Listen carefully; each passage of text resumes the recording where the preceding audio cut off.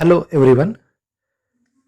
In the subject of strategic financial management, today we will try to understand the approaches of capital structure. Under the capital structure, there are two approaches. One is net income approach and second is a net operating income approach.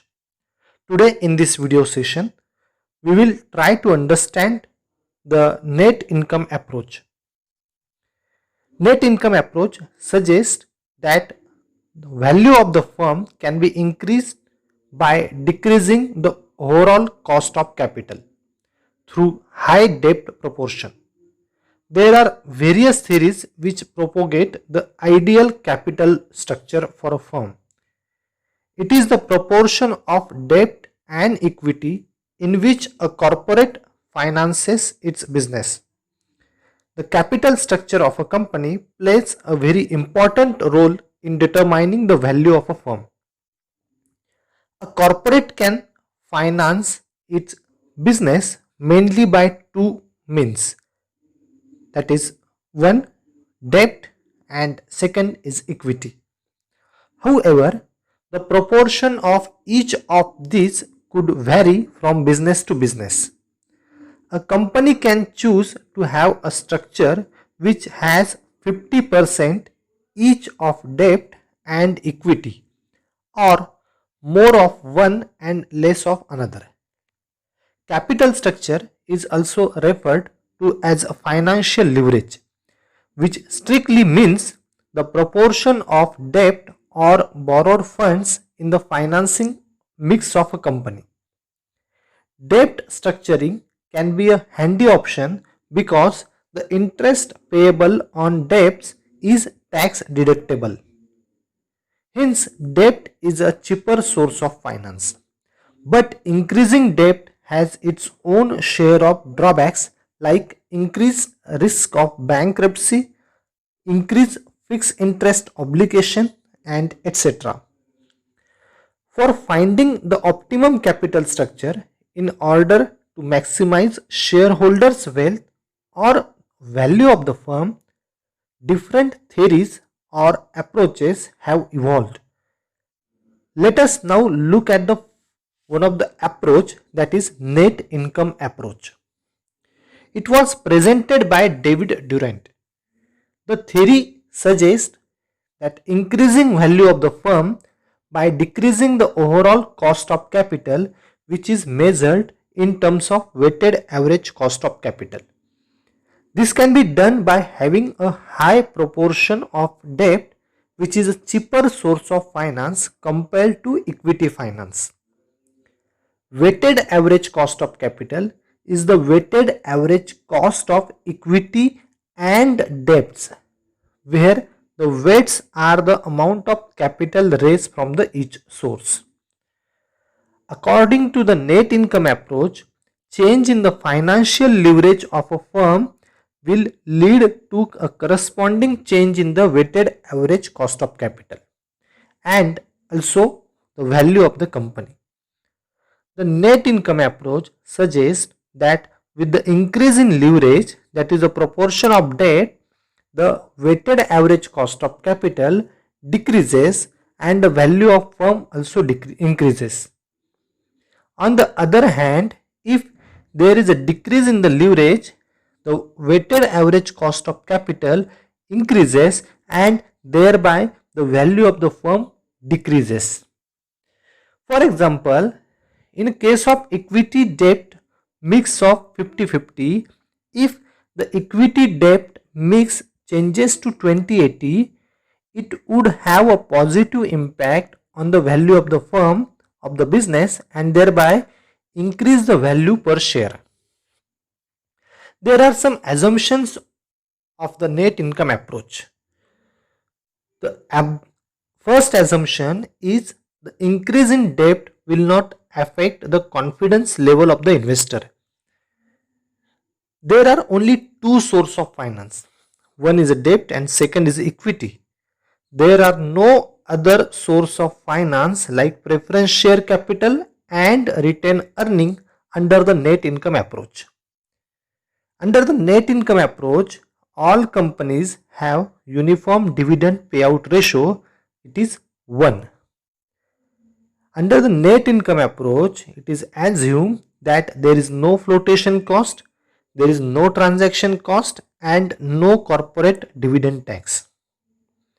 Capital market is a perfect, it means information about all companies are available to all investors and there are no chances of overpricing or underpricing of security. Further, it means that all investors are rational. So all investors want to maximize their return with minimization of risk. All sources of finance are for infinity. There are no redeemable source of finance. So these are the assumptions of net income approach. Now we will go to some illustration where we will calculate the value of firm in two different cases. Consider a company which is having a earning before interest and tax amounted to rupees 1 lakh. Company has issued 10% bonds of rupees 3 lakh. Cost of equity is 14%. Now, while we calculating the value of the company, where we consider EBIT is rupees 1 lakh, out of rupees 1 lakh, we will deduct interest on bonds, that is 30,000 rupees. Here earnings, shareholder earnings is calculated at rupees 70,000. In market value of equity, where the formula is shareholders earning divided by cost of equity. In the case 1, shareholders equity is rupees 70,000, where the cost of equity is 14%. So the market value of equity is in case 1 comes to rupees 5 lakh. Market value of debt is already given, that is 3 lakh. So the total market value comes to rupees 8 lakh. Here when we calculate the overall cost of capital, where the formula is EBIT divided by total value of firm. In case 1, EBIT is rupees 1 lakh and total value of firm is rupees 8 lakh. So the overall cost of capital comes 12.5%. Now assume that the proportion of debt increase from rupees 3 lakh to 4 lakh, that is case 2, and everything else remains same. So here the EBIT is 1 lakh, interest comes to rupees 40,000. So shareholders earning is 60,000. Now here the market value of equity, that is the shareholders earning divided by cost of equity, is 4,28,570.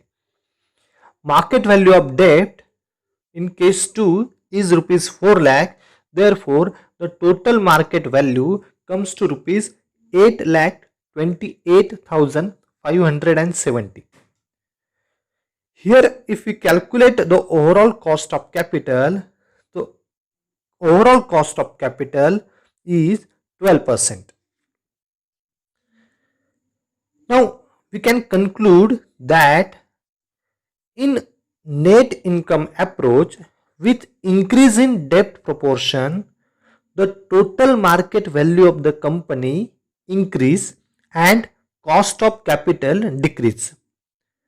Reason for this conclusion is that assumption of net income approach, that irrespective of debt financing in capital structure, cost of equity will remain same.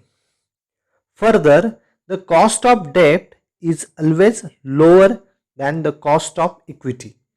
So with increase in debt finance, weighted average cost of capital reduces and the value of the firm increases. Thank you.